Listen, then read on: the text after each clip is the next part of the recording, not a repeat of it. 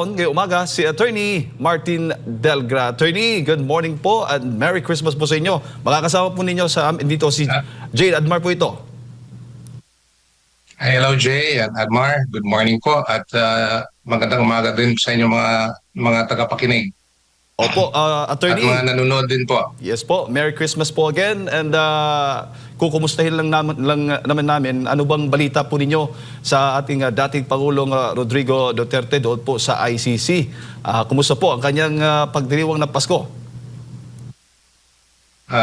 Mukhang malungkot kasi nasabi na po. Actually, I was there about first week of December and we were already told na walang bisita sa panahon ng Pasko at New Year. Kaya buti na lang din na may mga membro ng pamilya, the latest of which was I saw Kitty Duterte there at The Hague, no? Nabisita niya yung papa niya, 24, pero walang bisita ng 25. Sa 26 siguro makakabisita na naman pagkatapos ng Pasko. Opo. So yun po yung kalagayan niya pagdating sa kung ano yung pagbibisita sa kanya. Pero mayroong panawagan din po na yung abogado niya ay recall, si Attorney Kaufman, was saying na kung meron kayong ipapadala ng mga Christmas greetings, pwede nyo ipadala sa kanya para mabasa niya, no? Kahit na gaano karami yan, aabot din yan doon sa detention facility where he is staying. Opo, hanggang New Year ho ba? Hindi po pwedeng bisitahin ang dating Pangulong Duterte doon po sa ICC dahil holiday nga. Pagkaalam ko po yung sinasabi nating holiday, yung Christmas at saka New Year. So in between that, pag wala pong holiday, pwede pong bibisitahin. Depende po sa schedule. Kasi meron pong schedule tinatalaga yung detention facility. Opo. At hindi po yung buong araw na pinapayagan ng pagbibisita. Meron pong oras sa pagbibisita doon sa kanya. Opo. So hindi naman po ito first time talagang ganyan po yung naging ang kalakaran ng ICC. Pagdating po sa yung mga gustong bumisita, yung visitation arrangements po nila pagdating po ng Pasko at Bagong Taon. Well, probably because this is the first time, no, na umabot talaga yung pagdidetine ng dating Pangulo sa Paskong ito. Kasi if we may recall, March 11, kinuha po siya at dinala sa Hague. So ito po yung unang Pasko and hopefully the last, no, pagdating sa pagdidetine sa dating Pangulo. Opo. Pero maaari ho ba ninyong maituring din yung issue ng karapatang pantao, yung hindi po pagpapahintulot ng family visits po tuwing court holidays, Attorney? Merong minimum in terms of human rights, ano? Kahit na dito sa ating bansa, meron ding pagbibisita na karapatan ng pagbibisita sa mga detine dito. So I hope the ICC would also have that same human rights, the same rights afforded to detainees in their facility. So hindi lang po yan. Alam po natin na dito medyo maluwag ng konti pagdating sa hindi lang pagbibisita, kahit na yung pagdadala ng pagkain galing sa labas, lalo na yung mga pagkain na gustong-gusto ng detained person, no, dito sa atin. Pero doon po hindi po pinapayagan yung mga pagkain na gustong-gusto ng ating dating Pangulo. Opo. So yung pagkain lang po ng detention facility ang kinakain niya. Opo. Attorney, sinong mga nandoon po? Nabanggit po ninyo kanina si Kitty Duterte ay nandoon ngayon sa The Hague. Sino pa po mga miyembro ng pamilya Duterte ang nandoon po ngayon? Yun po ang alam ko lang po, si Kitty, and I suppose she's accompanied by her mother, si Hanilet. When I was there, nagkataon din na when I was there at The Hague, nagkataon din na si VP Sara was there. So we were able to meet together with the Filipino communities doon sa Hague. Opo. Grabe yung suporta, if I may say about the Filipino community there, grabe yung suporta ng Filipino community sa Hague, ano? Walang mintis, patuloy, at At kahit na anong klaseng panahon, malamig man o mainit, at during this time, sobrang lamig, pero nandun pa rin sila, naghihintay sa paglabas ng ating dating Pangulo. Opo. Attorney, alam naman po natin na ang gustong talagang malaman ng ating mga kababayan yung magiging kapalaran ng dating Pangulong Rodrigo Duterte. Ano ho ba yung magiging direksyon po nitong kaso po niya dyan sa ICC? Ang pagkaalam ko, ang pending ngayon na application, ang tawag doon application, ang tawag natin dito sa lokal na our domestic judicial system, a motion, ano?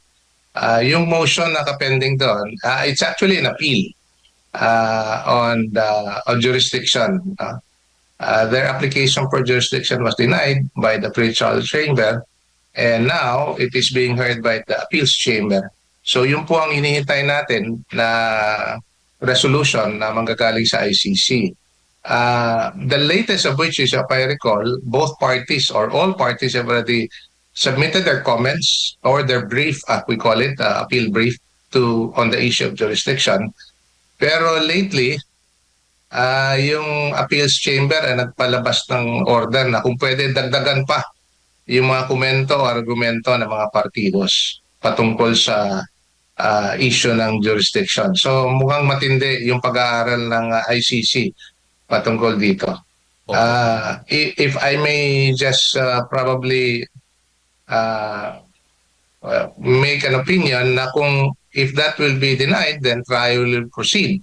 But if that will be granted, then obviously there is no case to be heard before the ICC. At makakalaya na ang dating Pangulo at makakauwi na sa Pilipinas kung the issue of jurisdiction will be granted.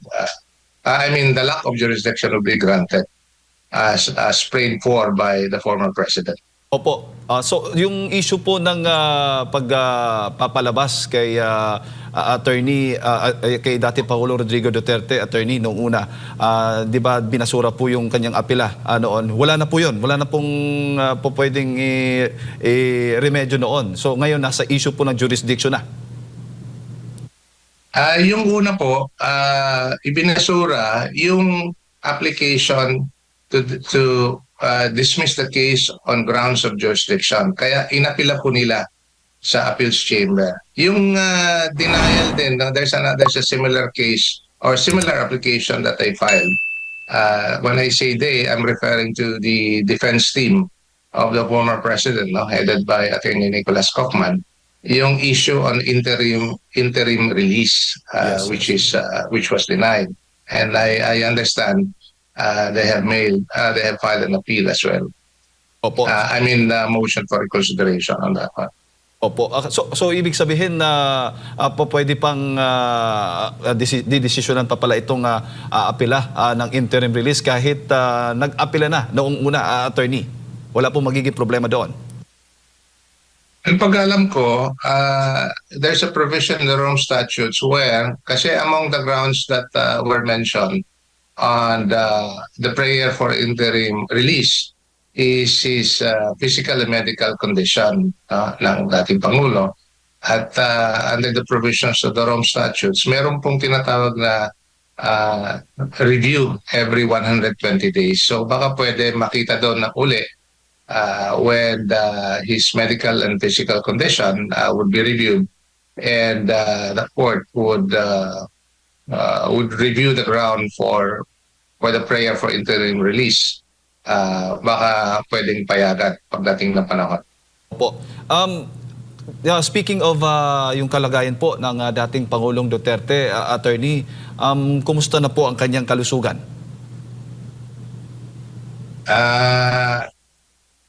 Hindi ko po siya nakita, no? Pero intindihin na lang natin sa ganitong realidad. Siya po he is old, he's frail, and he has some medical condition. Ang pag-alam ko po, even before March 11, when he was brought to The Hague, may tinitake siya ng mga medication. So ibig sabihin po, he is under treatment for the medical condition that he has. So that said, at the fact that he's not used to that kind of weather, yung malamig doon, no? Plus the fact na, as I've made mention earlier, na hindi siya napapakain doon sa gusto niyang kainin, ano, kagaya ng munggo, tinola, paksiw, na isda, yung mga ganun.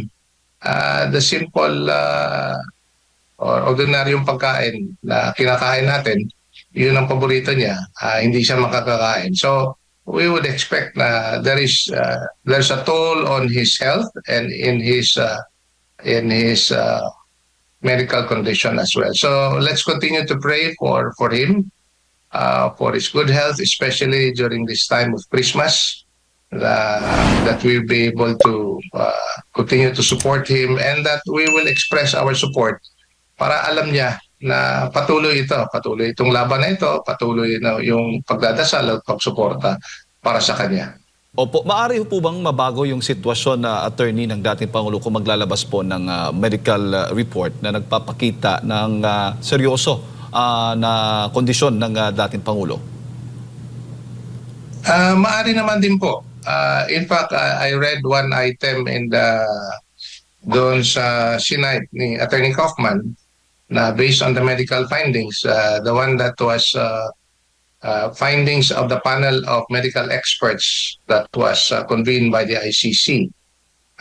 According to them, that he's fit to stand trial, but at the same time, there is a collateral finding na he's too old to influence or even intimidate witnesses. So baka doon, it might give us some hope that they will reconsider the earlier finding of denial of interim release because among others, sinasabi nila capable pa siya na to influence or even intimidate witnesses. Sa kalagayan niya, sa akala niyo ba he would still be able to intimidate or influence witnesses? Mukhang hindi na po. Yes. And as it turned out, based on the opinion of Attorney Kaufman, mukhang there is that finding in the panel of experts. Opo, may standard ho ba yung ICC pagdating po doon sa paghawak ng mga matatanda o may mga sakit na detainee sa kaso ito? Kaya ngayon, si dating Pangulong Duterte, kinukonsider na nating matanda na talaga at medyo seryoso nga itong kanyang kalusugan, kalagayan. Opo, unfortunately po, wala akong alam. There is no precedence insofar as yung pagdidetine ng mga matatandang mga defendants as we call them and as they call them defendants na kahit na matanda na kinukulong pa rin. Dito sa ating bansa kasi may konsiderasyon pagdating sa mga matatanda. In fact, even if they're detained, where the trial is still being heard, the court would order the release upon application by the defense, no? Na mapalaya na habang nililitis yung kaso. At yun man din ang gusto natin. Hindi niya, as I have said this before, it takes full legal responsibility for what he did for the country and for the Filipino people. Pero tingnan din natin yung kalusugan ng tao para mailagay natin sa tama yung sinasabi nating hustisya.